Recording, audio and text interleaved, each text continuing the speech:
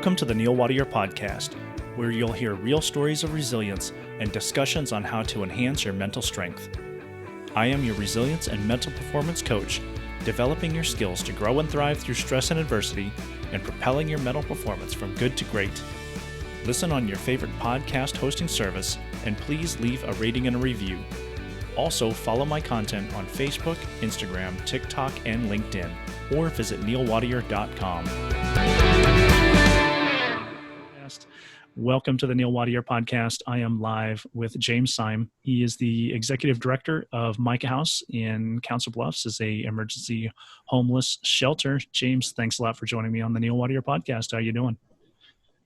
Doing great, Neil. Thanks so much for having me. I'm looking forward to the conversation. Yeah, give us a quick explanation of the MICAH and the organization, what it does, and your part in the your role as the executive director.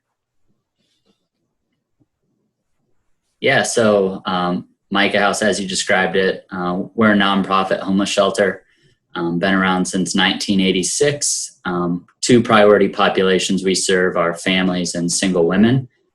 So we provide emergency crisis shelter to individuals who are experiencing homelessness. And so we have 23 rooms for families and 10 rooms, 26 beds for single women. Serve about 1,000 people in a year's time. Have some cool creative programs we do with the different parts of the population, children, adults, have distinct programming aspects. And yeah, that's kind of the real quick.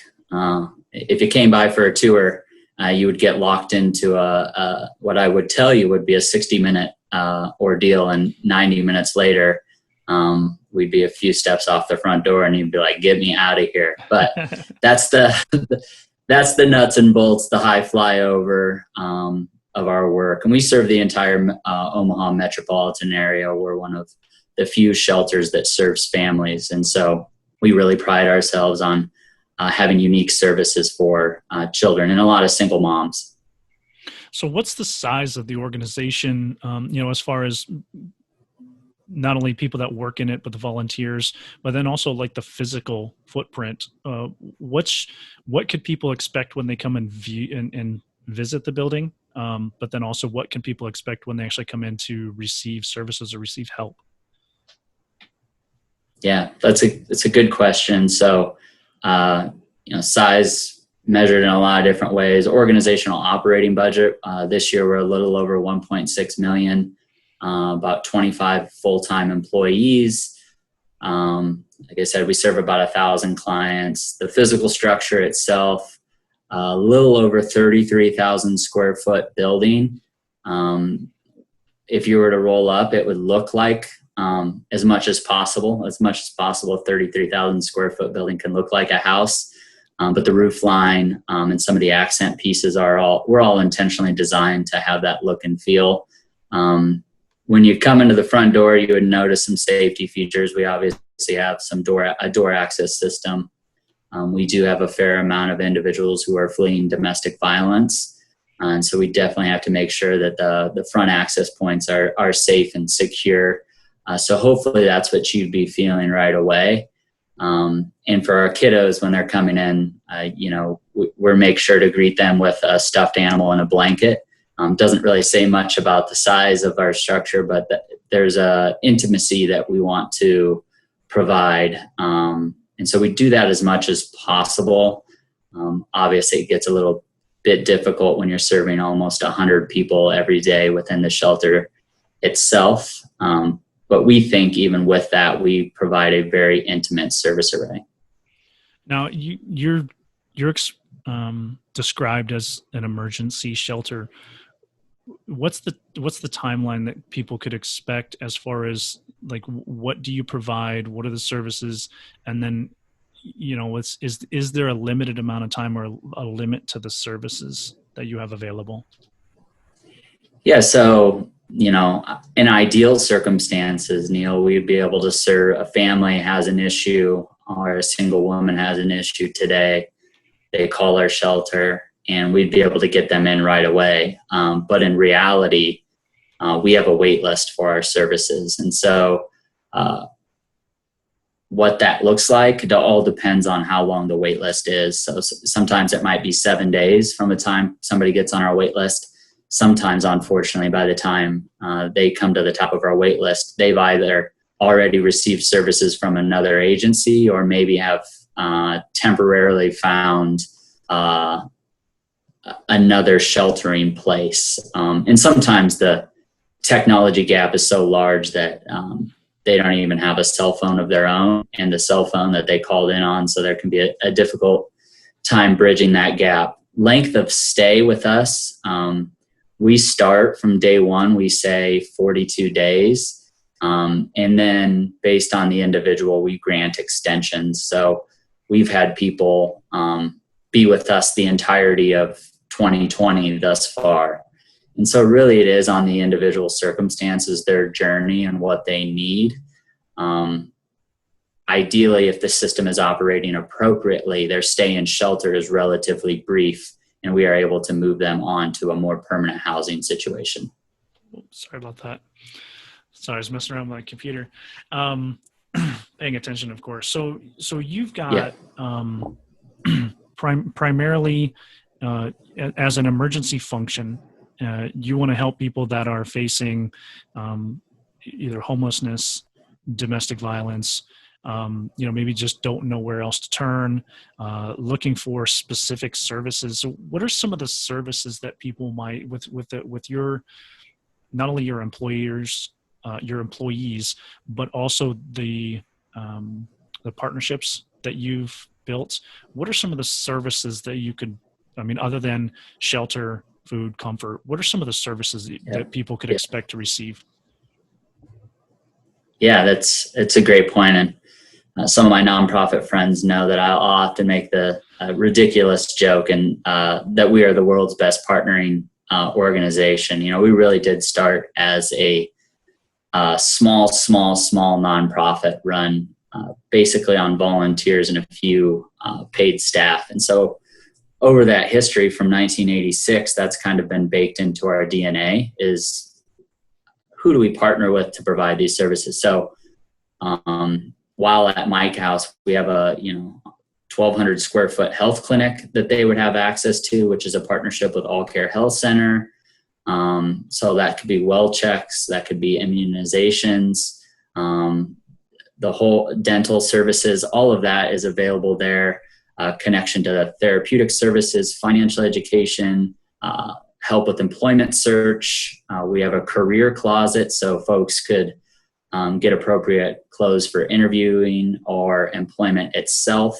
We were in the process of further expanding some yoga and mindfulness outreach services that we had on site. We run a trauma-informed play program. We have a Girl Scout troop for girls at our shelter. We do birthday parties, which really isn't programming, but if you're a child in a homeless shelter, our whole goal is to make the experience as non-traumatic as possible. And so those types of opportunities for our kids really go towards that end. So basically anything. We do an intensive case management model where the case plan is based on the individual. And so whatever goals, objectives, and needs are identified as we're building that plan, we try to bring in the partnerships, whether that's with an organization or individual, to help achieve those objectives. And sometimes the list is far too long and the needs far too many for us to really get at. But we do our best, definitely try to put the needs associated with the housing crisis at the forefront, because that kind of centers with our work as an emergency homeless shelter. Got it. A lot of people that I know that do volunteer work or work in nonprofit type sectors, the helping agencies, have some type of connected story. So let's get into your story. How did you become the executive director? What happened in your life that made an impact, that wanted you to do this work? Yeah, it's a great question. And, I think that the journey wasn't if it was planned out and scripted like it turned out, then goodness, I was a smart kid. But the essence of my childhood is really, I knew that I wanted to be helping people. It's kind of a path I wanted to set out on. Originally, I thought I would be in some type of law enforcement until my engagement early on with law enforcement was not very positive. And really, it kind of shifted my mind as, well, what am I viewing as law enforcement? It was more so the helping and social work side of things. And I guess really to trace back to my childhood experiences, specifically those related to homelessness. As a child, I spent 6 months homeless when I was 5. And really up until a few months before my 6th birthday, we were living in an abandoned house. Really, given that opportunity, the house was set to be torn down from a church.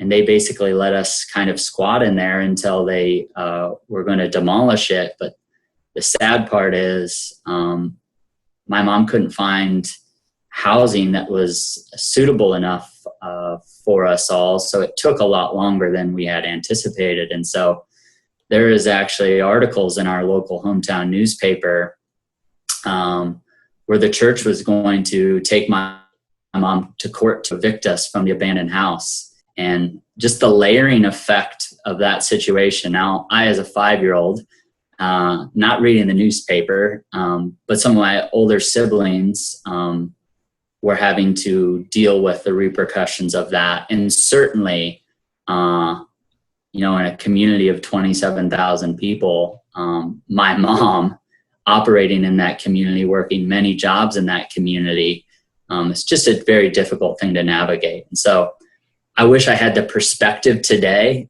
that I do on that situation, because I probably always didn't make it easy on my mom, but there's something in kind of the core of my heart where I knew my passion is to help people, and sometimes people who been written off for whatever reason. And so I've tried to take the privilege that I've had in this world and stay true to my North Star. And, I ended up at MICAH House in 2015, and really there's just been a lot of synergy since then. So what was your role when you first came to MICAH House? How did you actually get involved, and what did it initially look like? Yeah. So, when I started at MICAH House in 2015, I had seen the posting for the job really switched several times. Went from assistant director to director, and then I reached out to somebody, and they said, well, if you're interested, you should contact this person. And so I did. And I was familiar with that person from my work in the community when I was working with Boys Town. And we had a conversation. They said, well, you should just consider applying. And I did. And I'm sitting in the parking lot before my final interview, listening to Les Brown, "You Gotta Be Hungry." And, literally I'm rocking in through the front doors, and I'm like, if this doesn't happen, then they missed out. And really that's the frame of mind that I had walking into that final interview. And I've just through my mind, I have played out this scenario of what this opportunity would look like if I were the leader. And so they hired me as director. And within 20 days, my first board meeting, actually, they made me executive director. And then, not to get too complex, but there was a management relationship with another nonprofit, and we proceeded to work our way out of that. And there was just a lot of threads that we had to undo. And, basically been in the role ever since, except we've grown the organization significantly over the last 4.5 years. When I started, it was about a $600,000 nonprofit, not providing really a comprehensive service array, and not even really compensating employees in the way it should. So we've really undergone a lot of growth programmatically. We did a capital campaign. So the experiences in that 4.5 years can be talked about and referenced, in various aspects. I think most of it is just a lot of growth, and myself as a leader, every day, I'm just like, whoa, there's a new one. And I think that's the beauty, of leadership, but sometimes that's also the difficulty, because sometimes you're learning, alone, and nobody wants to make the wrong decision, especially when you're talking about serving individuals who, they're trying to rebuild their lives. And so sometimes programmatic decisions that we have to make can be extremely tough. And some of those are the toughest leadership decisions I have to make. Right. And I know, so a couple things. First of all, as a resilience and mental performance consultant, what you were talking about heading into the interview really hits home, in that, there's no guarantee when you use things like positive self-talk and, positive affirmations, stuff like that. There's no guarantee that things are going to work out your way, but it's almost guaranteed if you go the opposite way and you're not positive, and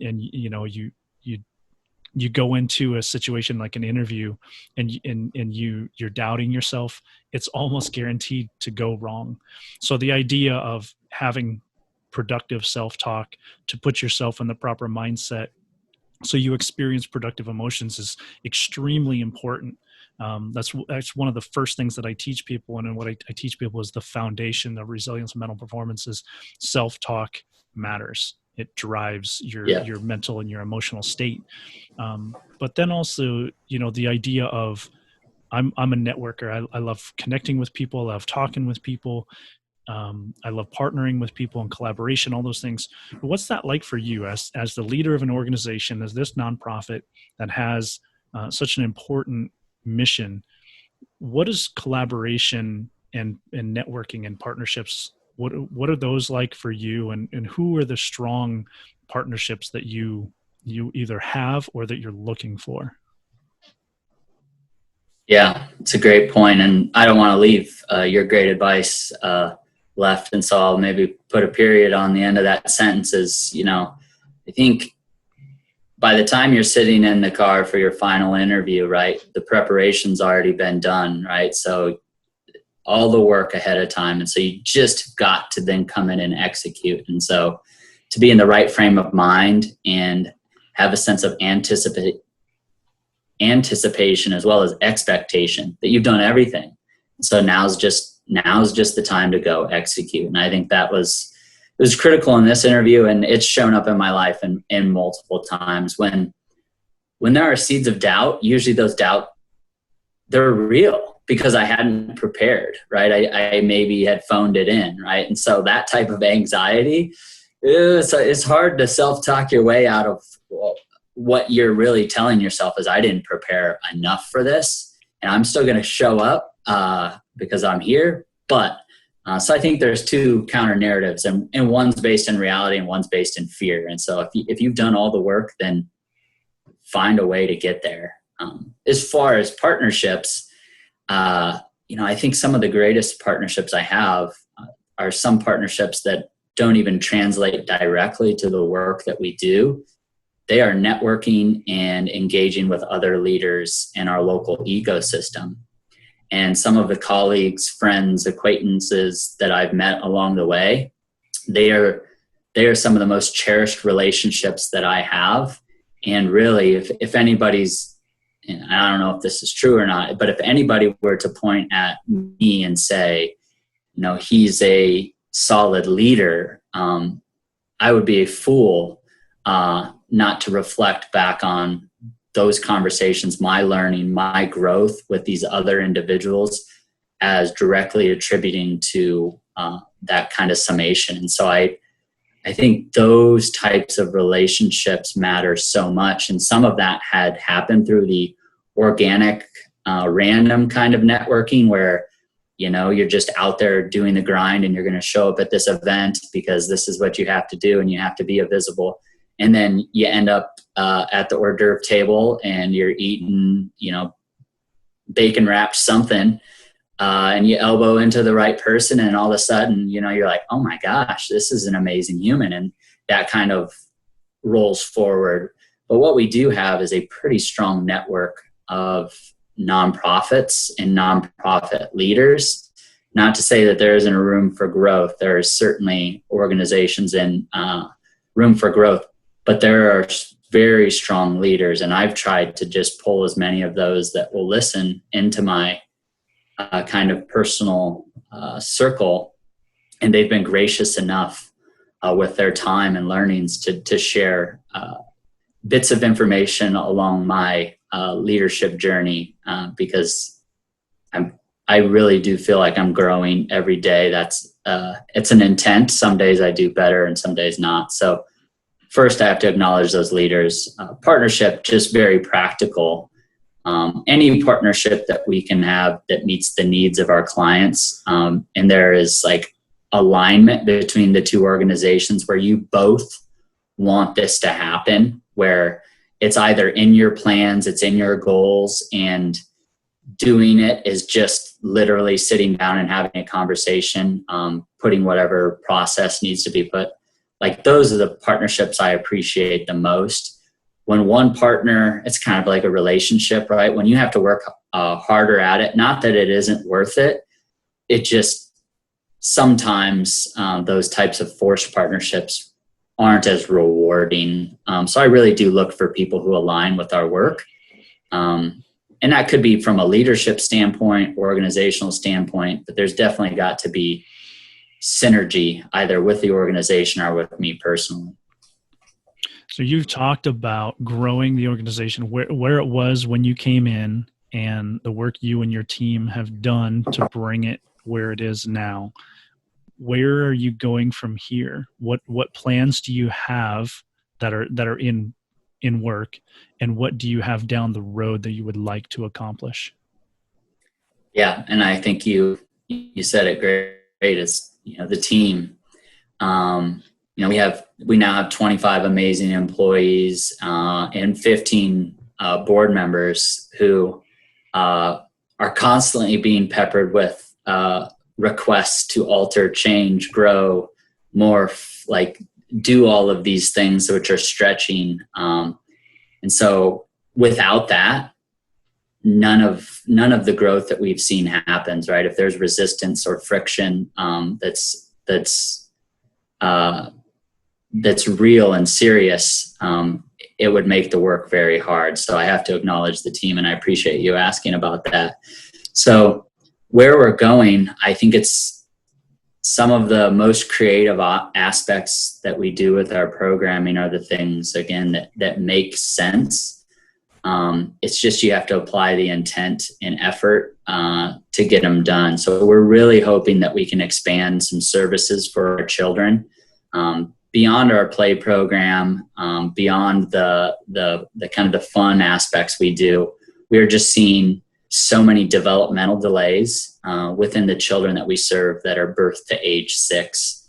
And we know if you're a 3 or 4-year-old and you've already experienced homelessness and you have a developmental delay, we can't just line you up as a 6-year-old and say, all right, now take on this public school challenge, because likely the family is still going to have mobility. So there's probably not even going to be consistency with an individual teacher or school. So if the kid is unable to adapt, change, because they're just not on par,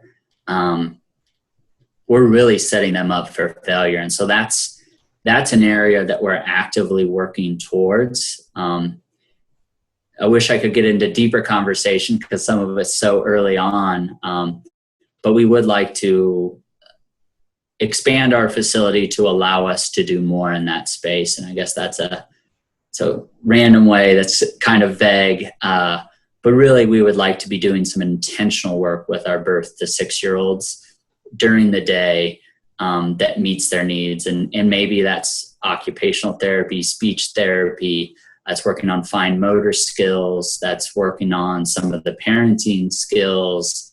It's really going to be a kind of a comprehensive services for children. And if you imagine as an adult who's showing up at MICAH House, right? If you have if you have a mental health or substance abuse issue, we can do an assessment. We can make a referral. We can get services started. But birth to 6, there are some, in-home interventions. There are some things like that.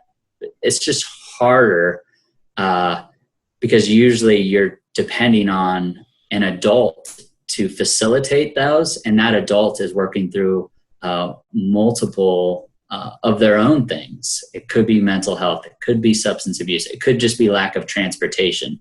It could be PTSD because you escaped a domestic violence situation. It could just be fatigue because you're a single parent rocking with 3 or 4 children. Like, it could be all of these things.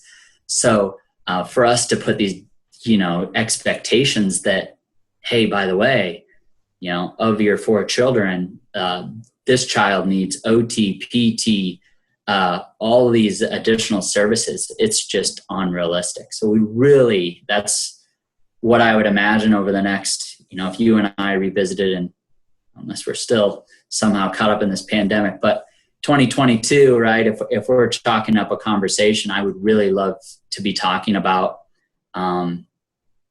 either a structure that has been completed and programming that's happening, or very, very close to that, because I feel it's so urgent. Every day we miss, we're missing these kids that are coming into our building. We've had almost 20 children enter MICAH House in May. Of those children we serve, almost 50% are under the age of 5. So it's just so urgent and so important. And if you look at the divide now with school going online, there's just the kids that we serve are getting left in the dust. And kids that have access and privilege, I think I read an article today that 89% of them are at least spending time every day learning in this distance environment. And I can tell you from seeing families down in our shelter, it was a few days maybe into the distant learning, and the parent they just couldn't do it in an 8x10 room with other children, with them trying to find their own housing, their own employment. It was just far too much for them to then add another hat as teacher. And so I don't know, but really work with our kids in enhancing our family shelter is an area for growth, and it's an area that we are actively working towards and really trying to put the blueprints in place. And so if it's a funding thing that's holding us back, if it's the pandemic that's holding us back, whatever those real barriers are, we are going to be ready to say go. And some of those are like, I'm operating behind the scenes to see how we can navigate that. I just don't want to let the circumstances dictate whether we can execute a project unless every rock that I turn over has the same answer. But usually by the time I've turned over every rock, then it's about time to go back to that first rock and, see if there's anything under it. So shake it out a little bit. Yeah, shake it out a little bit longer. Go back to that Les Brown, "You Gotta Be Hungry" video, right? Like, he shows up to the radio station, 7 times or whatever, until he tells him to go get him some coffee. And so there's opportunities to be created. I know it, even in this difficult time. It's just they're going to be that much more difficult. So your persistence and want for those projects to happen is going to have to drive your actions. You and I connected through mutual associates at the Omaha Chamber of Commerce, and so that tells me right there that you're making some good moves. You're networking really well. You're going to the right places. From you and I have had conversations about the work you're doing, the passion that you have, and it's clear that you're in the right place, and people are benefiting from what you do. So first of all, before we get to the point where we want to wrap up, I want to tell you thank you for the great work that you're doing, because it is desperately needed in our communities. There are people out there that need the services that you provide, but they need them in the way that you are passionate about helping them. So that's amazing. Your team clearly doing great work. So for me and the listeners and the community, please keep up the great work. We're very very fortunate to have people like you in our community that want to do this great work and are so passionate about it. For those of us who want to support, right, there's a lot of ways to support organizations like yours, whether it be money, volunteering, networking, a professional offering their time, like you talked about, occupational therapy, speech therapy, teachers. What if you had like a top 10 list or something like that? What's the top 2 or 3 things that the general public, you would want the general public to know? That what are your greatest needs, and how can the general public help? Yeah, no, and I thank you. Appreciate the kind words about our organization and my leadership. I really do try to make the best of every day that I'm given doing this work. And some days it's easier than others, but we're really trying to move the ball forward. What to do, right? So the easy, quippy nonprofit thing is, hey, send me a check. And that's all part of it, right? I do hope if people pop on this, they'll visit our website, and if they want to make a determination and make a donation, then by all means. But when I'm speaking to groups in the community at large, really the only difficulty doing our work is when we're fighting stereotypes and stigmas that aren't true with the population that we serve. And so it's kind of like anything. Once you learn more about the work itself and the people that the organization or individual is attempting to serve, you just grow more empathetic through that learning. And so what I've even learned in my time at MICAH, so I say that, formerly homeless kid who now runs a homeless shelter, but there's not a lot of like adult context to that. What we started to understand about our adults at MICAH when we started assessing for adverse childhood experiences is they experience childhood trauma at a degree that's so much greater than the rest of the population. And so their childhood experiences really did shape their opportunities as an adult. And so when I talk about my own personal privilege, right, there are children and individuals that are coming into the shelter who, let's be frank, don't look like me, who might be persons of color, who might be assumed based on that they're less than, or, whatever the characterization might be. And so I think it's super important that we understand, hey, this might be a generational adversity, and it might be substance abuse, it might be mental health, it might be domestic violence. You might have had segments of your family be incarcerated for periods of time. What we're seeing is so much childhood trauma, and these are in our adults. And so we know we're seeing that cycle repeat with our kids, and that's really when we have to intervene. And so if you can't donate, you can spend some time understanding who these individuals are. I mean, I don't know about you, but that's when I'm connected to an individual or an organization, it's when I really understand the intent behind the work that they're doing. And you really do have to understand the people that we serve to get at the roots of that. And once you do that and you let the stereotypes and stigmas go away, it's just so much easier to engage. And we need advocates in this space. We just really do. We need those dinner conversations when a child asks a very pointed child question because they're very direct. We need to be able to give them a very direct answer about the realities of somebody experiencing homelessness, because likely they have classmates who either are or will experience that. And so instilling empathy in your kids because you've taken the time to learn what it's like to be a child experiencing homelessness. What is an adult who's experiencing homelessness? What was their childhood experience? And how the heck do you navigate out of this whole thing if, housing is a barrier, if transportation, we are in a beautiful, sprawling metropolitan area. That's fine if you have access to a car. Is very difficult if you're somebody who's trying to get employment. And even if you have employment, how do you go about advancing that employment if you're geographically restricted where you can work and what opportunities are there. So long-winded answer. I think you really have to understand who we serve, and anybody that takes the time to do that, whether they donate $1 or not, I think is furthering their investment in humanity. Because we all need to do a better job at understanding our individual lived experience and how that compares to somebody else's. Because no two people are alike.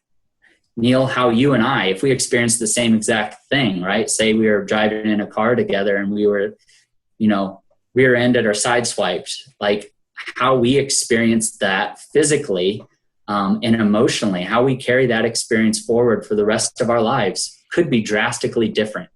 I could be crippled by that mentally, and whereas you could be, because you're a resilience coach, you could process through that. It might take you some time, right? You might have some night terrors for a while, but you might pinpoint.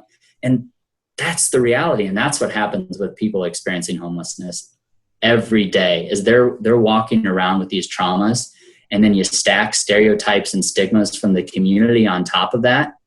It feels like a weight that is impossible to overcome, or sometimes just not worth it.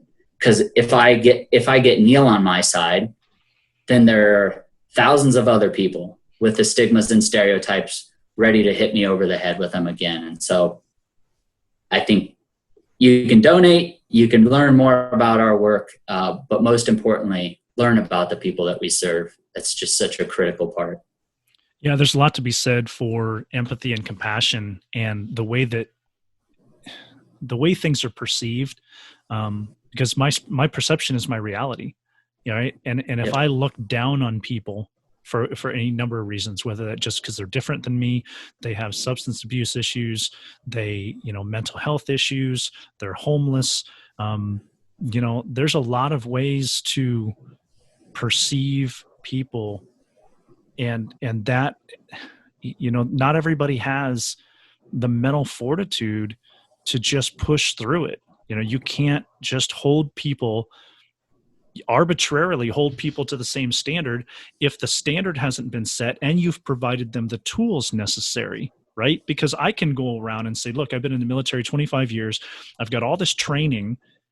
Why can't you do what I do, right? And that's absurd. So why would we expect everybody else, when you look at people that are going to seek help at an emergency shelter, or, substance abuse counseling, or whatever it is that they're going through, even if you don't know, like, you can't assume good or bad. You can't assume wrong or right. And it's really frustrating, getting into, volunteering, various organizations. When I was down in Tucson, I actually went out on the streets with an organization that did outreach for homeless teens. And, they were also the forgotten population, because it just, you look around and you see a bunch of kids, you just assume, they're just a bunch of kids out causing problems. Well, no, they're homeless, right? Because they ran away from an abusive neighborhood, or they're gay and their parents kicked them out, or, there's all these different reasons. So we would go out and we would do outreach, just providing them emergency supplies or clothes or food, so they could get through the next couple of days, and we could build a relationship with them. And it was amazing to see the work that these people were that they were doing, when those people that weren't within the organization, that didn't have the background, just assumed it were a bunch of kids running around causing trouble. So of course, where's the relief for these people? Because there's no empathy and compassion. You're judging them ahead of time, which means that you're also not offering them a real chance to get out of the issues that they have, where they feel stuck. And then of course that leads to distrust. Now they don't want to trust anybody. So now they're not going to reach out for help. So I think that you're right. Because I could write you a check, which is great, and you're going to find some good use out of it. But if I write the check, but then I turn around and I go around and I start judging all the people that I'm writing the check to help, I really haven't accomplished anything. And for sure.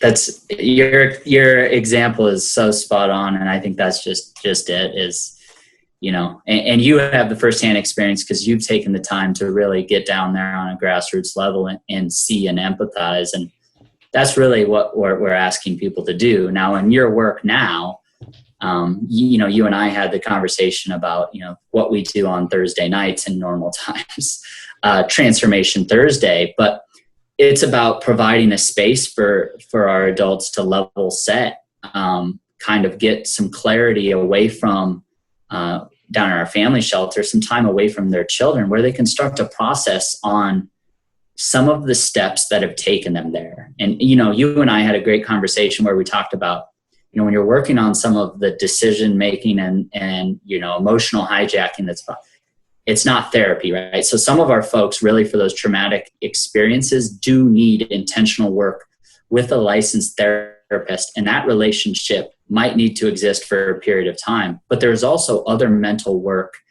based on these stereotypes, these stigmas, that self-talk, and that narrative may be based in a traumatic relationship that you need therapy for. But really, we have to start on peeling these thoughts, because he's kind of like an onion. But it's amazing, like you probably experienced when you were doing the street outreaches, the willingness and hunger to learn this information and apply it to their lives. If we could pluck these people out of the homelessness situation, put them in stable housing, give them the coaching and training like you provide, Neil, and do that over a period of time where we could actually expect that somebody's mindset had been changed based on their circumstances, whether that's number of years in that trauma, whether this is a generational thing. Sometimes people's families, this has been their existence for 60 to 70 years, not experiencing homelessness, but the trauma and turmoil around the home, the unsafe relationships, I don't know if I can trust friends and family. I don't know if I can trust my neighborhood. That's baked into these people in a really intense way. But if we could scoop them up, put them in a safe environment, start to work on some of their thought processes and thought patterns, I've seen what can happen in a 60 to 90 minute general session that isn't individually applied. An individual application of this material, we would see people shoot up like fireworks into the sky. And to me, that's the most interesting aspect of everything. When we talk about a homeless shelter, yes, people need housing, but cyclical generational trauma based on these rooted systematic oppressions, if we can get them out of those things, get them empowered to live the lives which they choose, which are healthy and free from all of that, we would see, and we do see it, right? We still see these very resilient people that all the circumstances aside, I'm marching through this. My stay here is relatively brief. Thank you.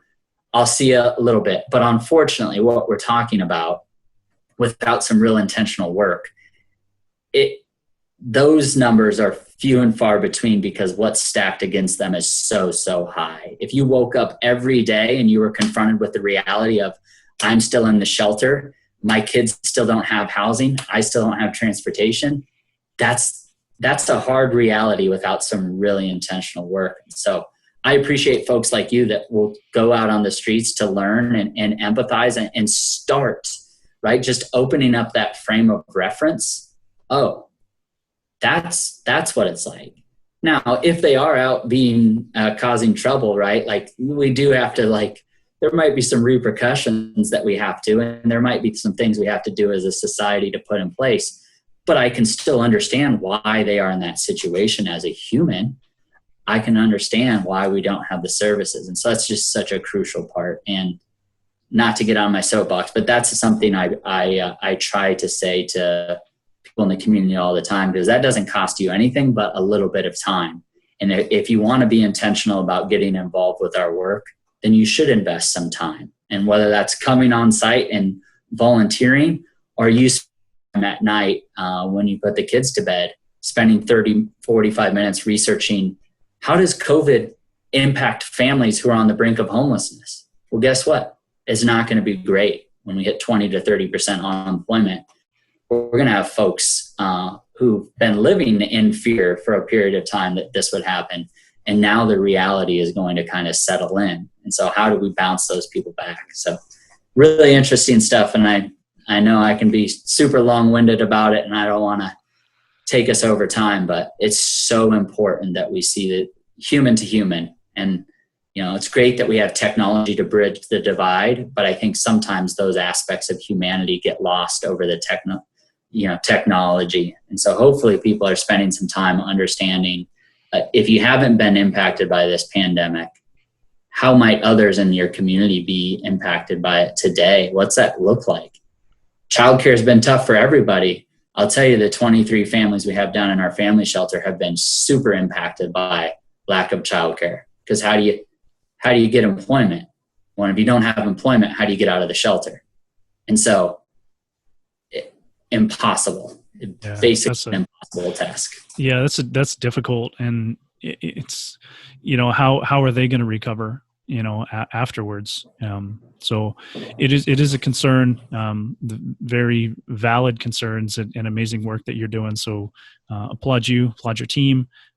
Anybody that partners with these organizations, a strong network. No one person, no one thing is going to handle it. It requires community. It requires compassion and empathy, and it requires some forward thinking. So we appreciate all the work that you're doing. Where can people find you online and find more information and potentially get involved? Yeah, the best way is dropping into our website, themicahhouse.org. There you can get linked into our social media. MICAH House has an Instagram and a Facebook page where we're pretty active on as well. But our website's really up to date. It'll take you to all the places you need to go. So themicahhouse.org will give you a lot of information. And if you've done the research and you want to get engaged and dive into the fray with us, we have some really cool volunteer opportunities when the pandemic isn't altering all of our program options. So our trauma-informed play program is so super cool.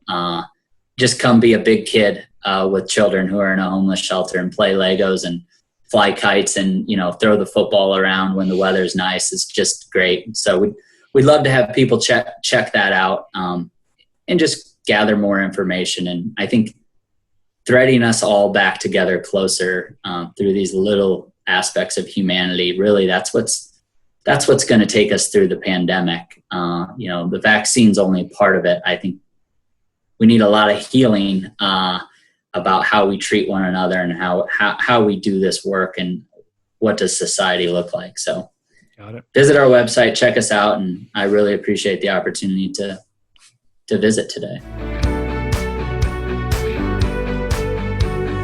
Thank you for listening to the Neil Wattier podcast.